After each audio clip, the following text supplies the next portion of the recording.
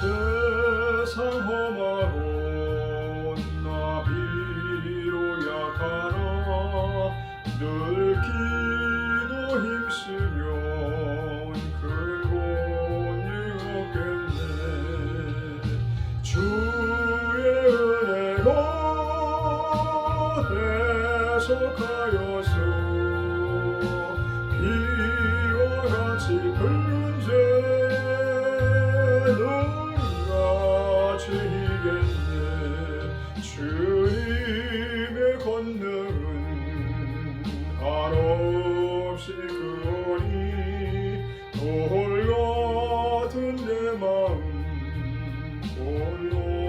올려주소서. 주의 은혜로 대속하여서 비와 같이 붉은 죄는 같이 이겠네. 내 마음이 약하여 늘 넘어지오니 주 예수 힘주사 굳세게 하소서. 주의 은혜로 대속하여서 비와 같이 붉은 죄는 같이 이겠네. 죄사함 받은 후 새 사람 되어서 주 앞에서는 날 늘 찬송하겠네. 주의 은혜로 대속하여서 비와 같이 붉은 죄는 같이 되겠네.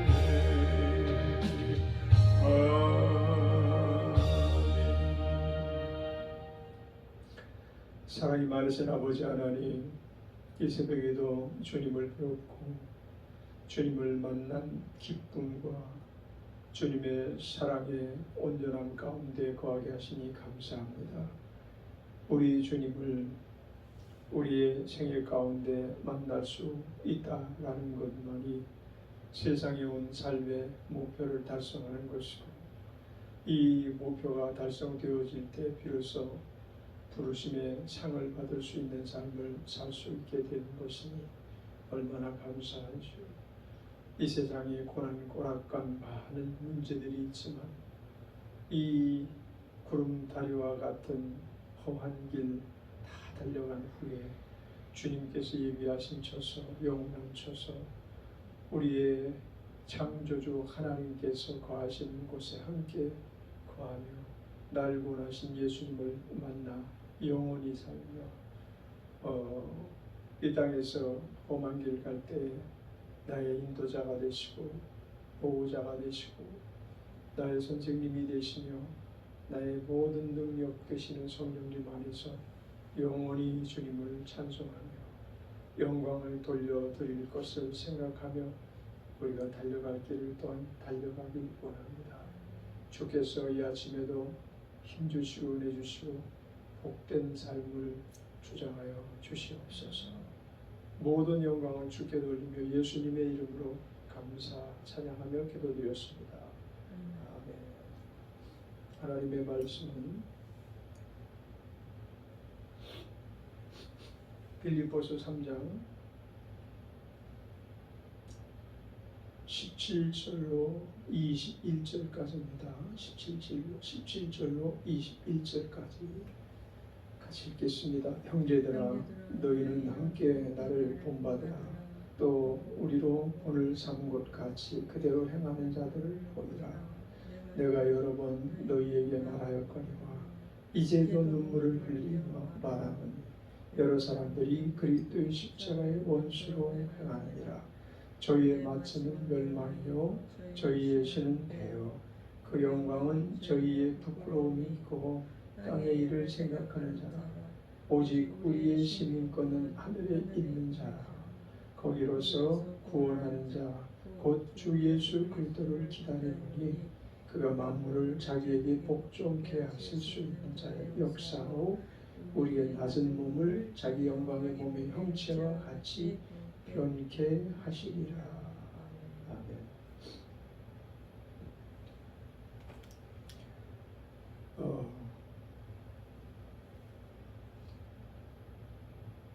세상에 우리가 태어나서 부모의 돌보심 안에서 그 힘들고 어려운 생명 붙이기도 어려울 정도로 연약한 몸이 어느 정도 성숙에 이르게 됩니다.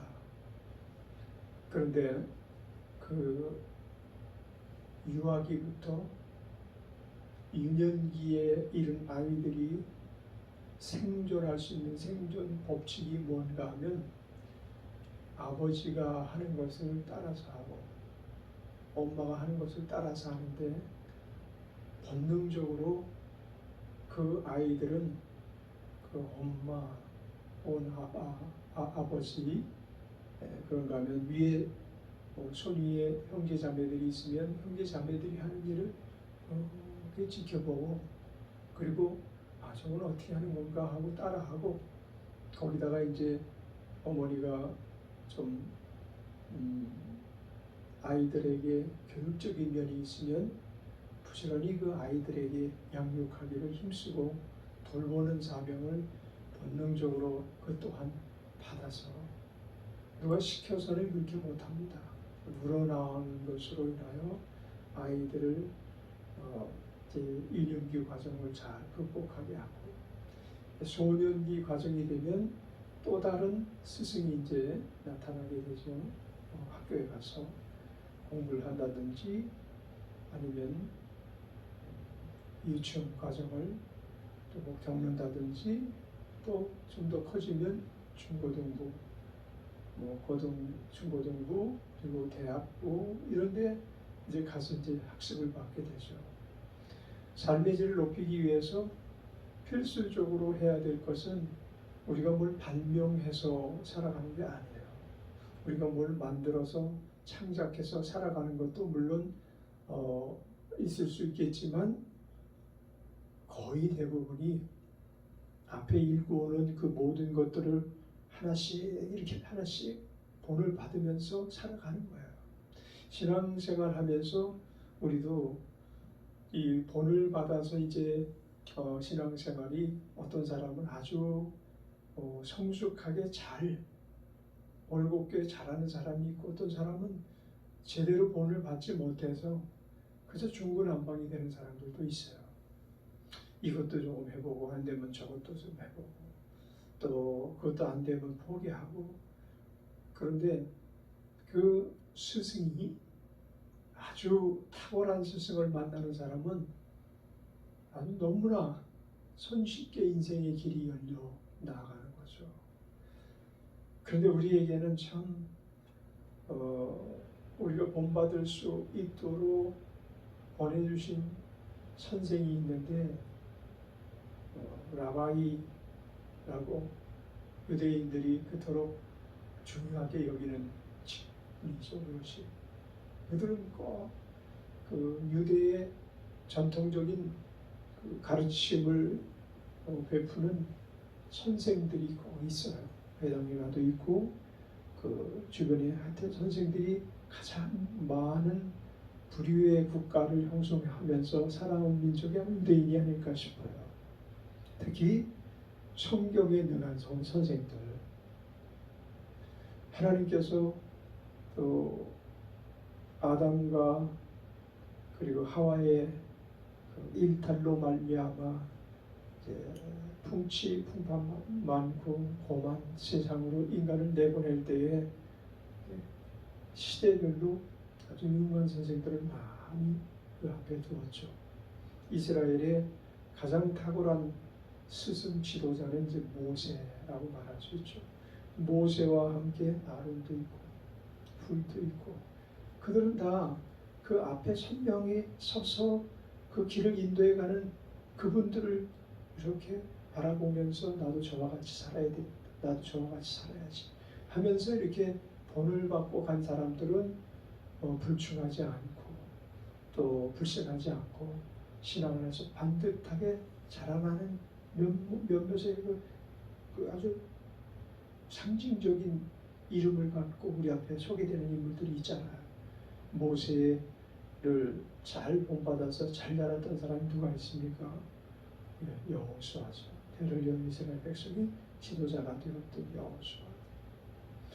그런데 여호수아 이제 시대에 그때 만약에 여호수아가 모세 밑에서 바르게 자라지 못했다면 이스라엘 백성들의 앞날은 너무나 암담했을 거예요.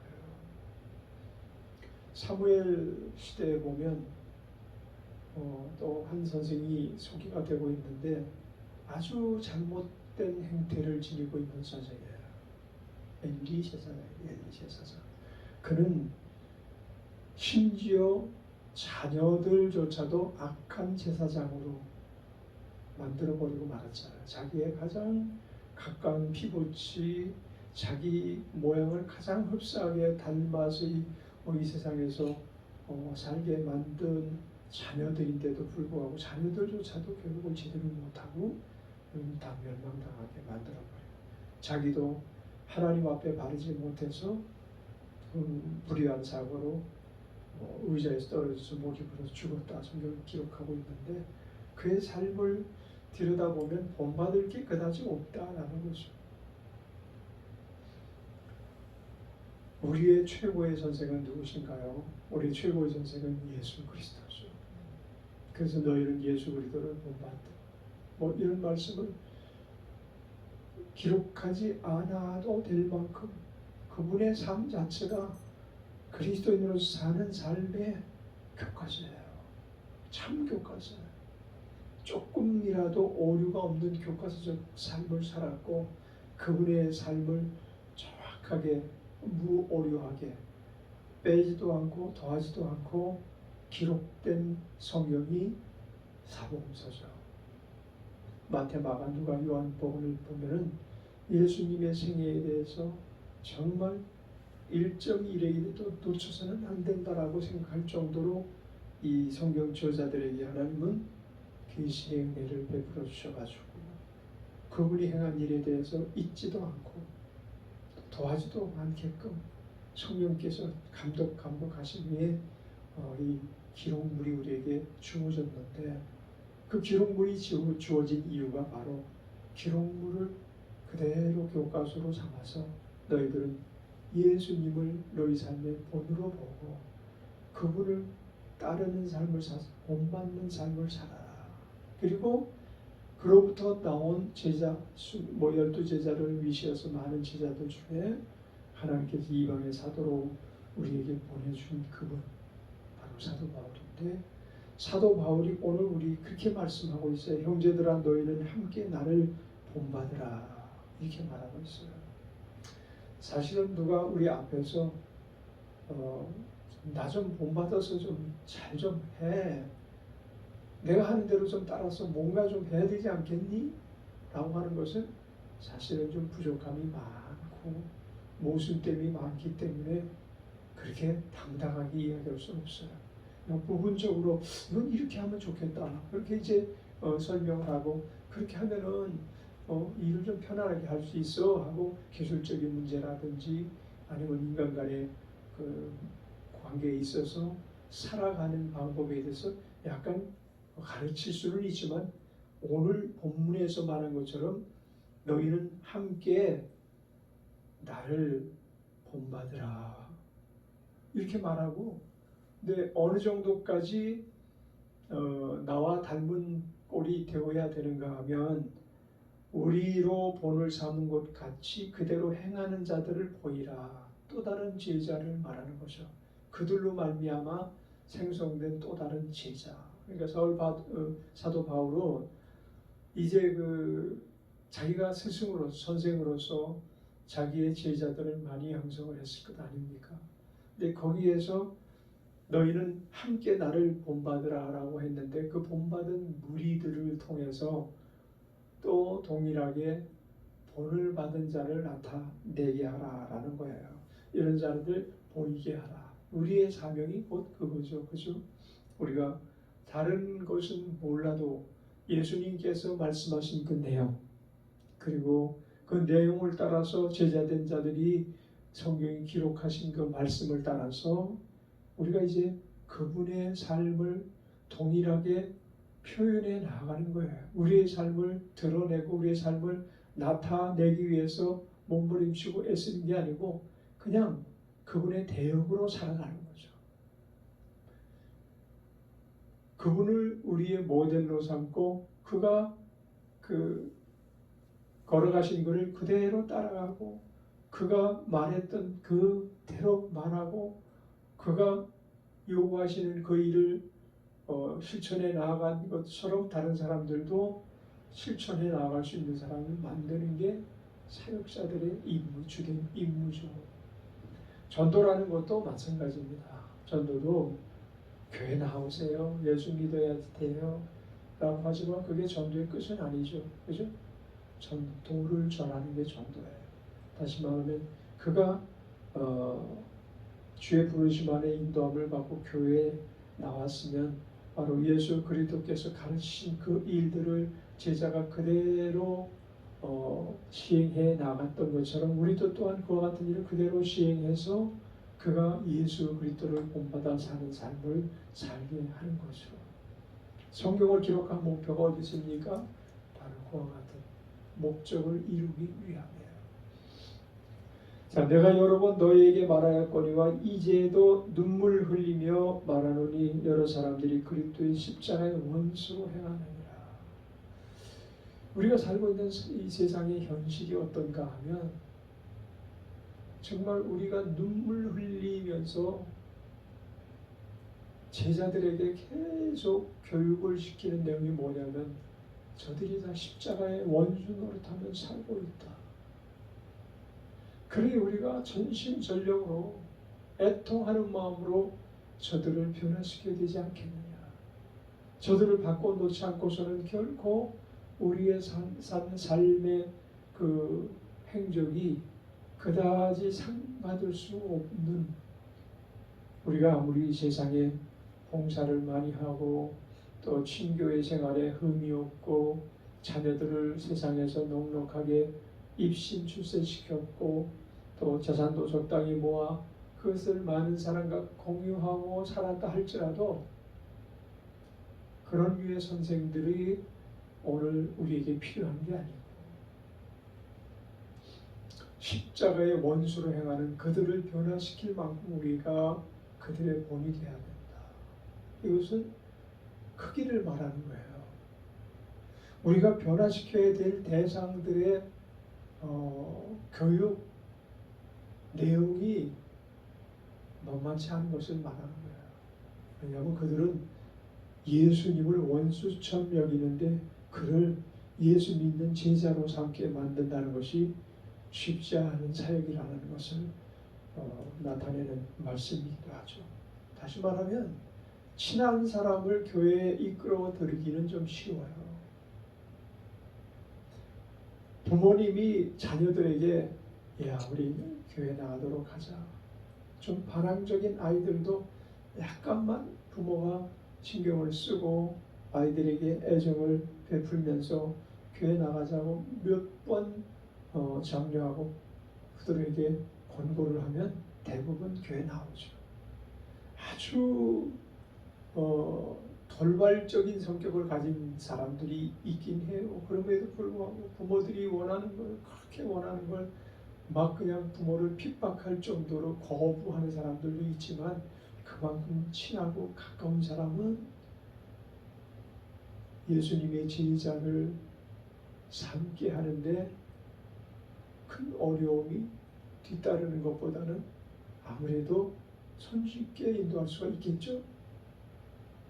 생면부지인 사람이 예수에 대해서 전혀 동의하지 않는 삶을 살아온 사람을 아니 심지어는 말만 하더라도 하나님이 있게 뭘 있어 하면서 그냥 불신론적이고 무신론적이고 무속적이고 또 타종교적인 성향을 가진 사람에게 쉽지가 않아요.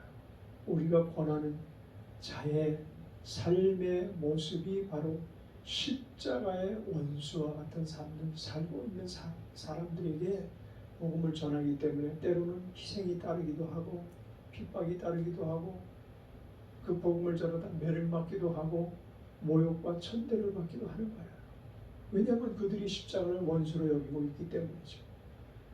우리의 친한 사람들, 우리가 사랑하는 사람들, 그 사람들이 우리의 복음의 대상일 뿐만 아니라 정말 전하기 어려운 사람, 전하기 힘든 사람, 그들도 우리가 복음 전해야 될 대상이라고 생각할 때 만만하게 우리가 사역을 감당하기는 사실은 쉽지 않다는 것, 우리는 반드시 유념해야 될 것입니다.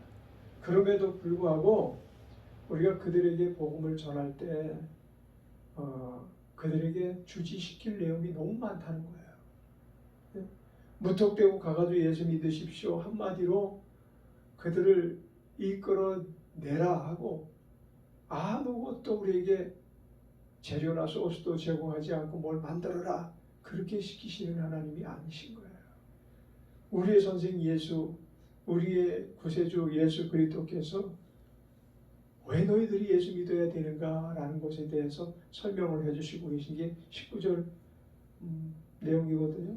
저희의 마침은 멸망이요 저희의 신은 배요 그 영광은 저희의 부끄러움 안에 부끄러움이 있고 땅의 일을 생각하는 자라. 이것이 그들이 가지고 있는 지금 성향인 거예요. 이걸 우리가 알아야 되잖아요. 너희의 삶이 마침내 멸망당할 것이다 라는 것을 우리가 알지 못하고 뭘 전하는 거지? 어떻게 전하라는 거야? 저 사람을 우리가 잘 파악해서 저 사람의 어떤 문제를 변화시켜야 되는 거지? 이게 아니에요. 공통적으로 그들이 가지고 있는 거, 그들을 바꿔 놓아야 될 부분이 뭐냐면 저들은 마침은 멸망이라는 거죠. 그 멸망에서 건져내는 거예요. 멸망당한 것을 그들이 알리하고 우리가 구원받을 수 있는 물에 빠진 사람에게 줄을 던지는 것처럼 그들이 막 어려움의 상황에 놓여 있을 때, 멸망에 빠져 있을 때 줄을 던지면 그들이 덜썩 줄을 잡는 것처럼 그와 같은 일들이 그들 앞에 드러나게 되는 거예요. 그 다음에 저희의 신은 배요. 고작 배를 불리기 위해서 그래서 30세 때 먹는 일에 대해서 저들이 얼마나 애를 쓰는지. 또한 이 같은 말씀은 우리의 모습이 그와 같아서는 안 된다는 거죠. 첫째로 우리가 멸망당할 자라면 우리가 뭐 그들에게 본이 될 게 뭐가 있겠어요. 우리가 그래서 먹고 사는데 연연해가지고 돈 조금 생기면 그냥 먹는데 모든 걸 다 써버리고 그걸 신처럼 여기고 우리의 삶 속에 이보다 중요한 일이 어디 있느냐 하고서 뭐 산으로 들러다니면서 비싸다는 것은 다 그냥 돈 아깝지 않게 여기면서 그저 약초라든지 뭐 산삼이라든지 수백만 원 되더라도 그냥 발견됐다고 쫓아가지고 그것을 사서 그 자기의 몸을 위해서 먹는 것으로 끝내버리고 몸이 마치 신처럼 살아가서는 안 된다는 거죠. 이것은 그들의 모습이고 또한 그렇게 살아서는 안 된다는 우리의 경고이기도 한 내용을 담고 있는 말씀입니다. 그리고 오직 생각하는 게 그냥 땅의 일만 생각하는 거예요. 전하기 전에 우리가 먼저 알아야 될 내용이 아닐 수가 없습니다. 우리는 땅의 일을 생각하지 않을 수가 없어요. 왜냐하면 땅에서 살고 있으니까. 근데 여기 지금 땅의 일을 생각하는 자라, 이 말은 땅의 일만 생각하는 자라는 얘기예요. 우리가 땅의 일만 생각하는 자가 아니죠. 그래서 20절에 보면 오직 우리 시민권은 하늘에 있는 자라. 우리는 이제 하늘의 일을 생각하는 자가 되는 거죠. 이 세상에서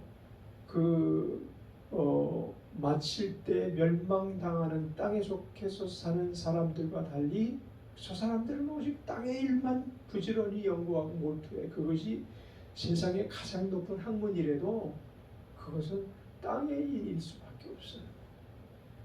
사람들이 좀 더 편리하게 살고 좀 더 인간답게 살기 위해서 만들어놓은 학문의 최고봉이 이른 사람이다 할지라도 육체가 멸망하면서 같이 사라지는 삶을 살았다고 한다면 그 땅에 속한 사람이고 땅의 일만 생각하면서 산 사람이에요.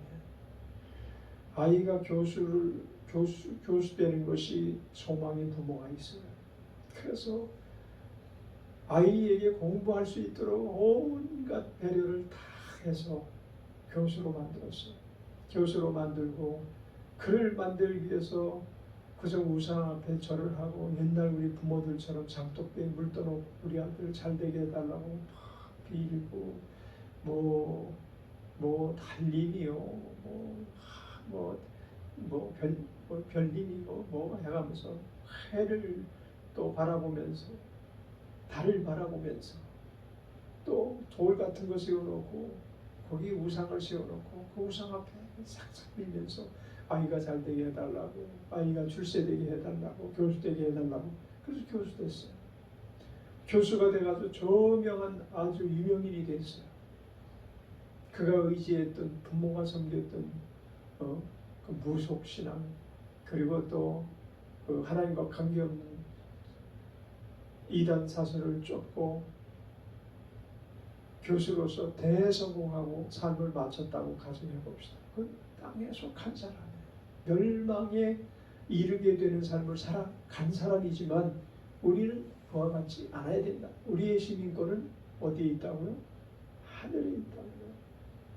오직 우리의 시민권은 하늘에 있는지라 거기로서 구원하는 자 곧 주 예수 그리스도를 기다리노니 곧 주 예수 그리스도를 우리는 친히 목도할 때가 곧 불언간 오게 될 것입니다. 주 예수님께서 오시기로 약속하신 말씀에 기록된 바 모든 내용들이 거의 성취되어가는 이 시대를 살고 있는 우리들은 아마도 생전에 예수님을 만나 뵐 수도 있을지 모르겠고 그것이 안 되더라도 우리의 생이 마감되는 날 그 마침내 멸망이 아니라 마침내 예수 그리스도를 목도하고 기름등불 잘 준비한 5 처녀와 같이 버림당하지 않고 그분을 만나기 위해서 우리의 삶이 날마다 예수 그리스도를 기다리는 삶이 되기를 바랍니다.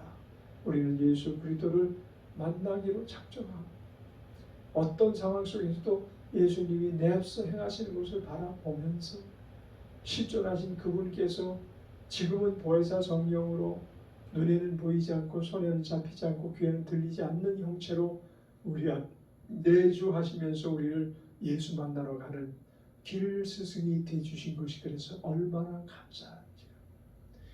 우리에게 그냥 예수님이 2000년 전에 오셨다가 십자가에서 내가 너희를 위하여서 모든 고통과 고난을 감수하고 모든 죄의 속량을 위해서 이렇게 몸짓고 피 흘려 죽었다라고 말씀하셨다고 가정해 보시죠. 2000년이 지나기도 전에 1000년이 지나기도 전에 아니 몇백 년이 지나기도 전에 예수님은 흔적 없이 사라진 역사적인 인물일 수밖에 없었을 거예요. 그런데 예수님이 제자들을 떠나기 전에 또 다른 보혜사를 너희에게 보내리니 내가 너희와 함께 있는 것보다 너희에게 더 소중한 분, 너희 후대들에게 더 소중한 분, 이 십자가를 증거하실 영원히 이 세상에서 보혜사로 남으신 그분 성령을 받으라. 그래서 제자들이 성령을 받았고 우리도 그를 본받아 성령님 안에 거하는 삶을 살기 위해서 애쓰는 거죠. 힘쓰는 거죠. 뿐만 아니라 그분이 우리를 돌보시는 것입니다. 그가 만물을 자기에게 복종케 하실 수 있는 자의 역사로 우리의 낮은 몸을 자기 영광의 몸의 형체와 같이 변케 하시리라. 이것은 이미 성취되기도 했고 또 이제 이후에 완전히 성취시켜 주실 것입니다. 예수님께서 초림하셔서 우리를 구원하셨어요. 우리를 구원하셨을 그때에 그분의 지기가 어떤 분이었습니까? 만물을 자기에게 복종케 하실 수 있는 분이었어요. 그분이 자기의 쥐기를 다 내려놓으시고 우리를 변케 하시려고 그와 같은 사명, 십자가를 지고 온갖 인류의 죄를 사시는 사명을 다 감당하셨기에 이 사명이 세세 무궁토록 지속되어야 되기 때문에 성령님을 우리의 교사로, 모든 일의 반면 교사로, 본을 보이게 하시는 교사로, 또한 우리 안에서 본이 되시는 분으로 우리를 지키시고 보호해 주고 계신 것을 우리는 감사하면서 우리가 이 길에서 벗어나지 말고 영광의 몸의 형체와 같이 변화되는 순간까지 달려갈 길을 달려가는 바울의 달림처럼 우리도 함께 다름질하는 모두가 되기를 주의 이름으로 축원합니다. 기도하겠습니다. 은혜로우신 하나님 아버지, 우리에게 이것이 진리니 너희는 진리 가운데 거하라 라고 말씀하시지 않고 예수님이 그러셨던 것처럼 제자들이 그랬던 것처럼 오늘 우리 앞에 스승을 많이 두셔서 본을 받을 만한 분들을 많이 우리 목전에 두고 살아가게 해주신 것을 감사합니다. 우리가 영광의 몸으로 완전히 변케 될 때까지 주님은 이 일을 부지런히 역사하셔서 우리 앞에 옳고 그리고 진실한 스승들을 많이 두셨으니 우리가 잘못된 스승, 잘못된 거짓 교사 만나지 않도록 성령님 끊임없이 역사하여 주시고 우리 또한 거짓된 교사, 거짓된 선생이 되지 아니하도록 우리 주의 성령께서 통제하시고 지켜주시며 보호하여 주시옵소서. 산날까지 주님을 본받아 살아가는 저희들 되게 하여 주옵소서. 감사 찬양하며 예수님의 이름으로 기도드렸습니다. 아멘.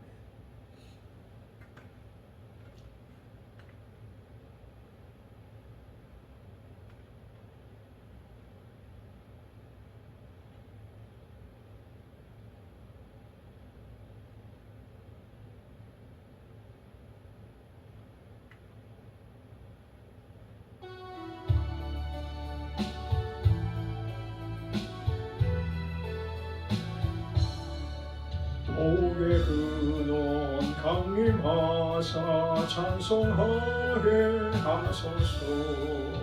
한량없이 자비하심 충량할 길 없도다.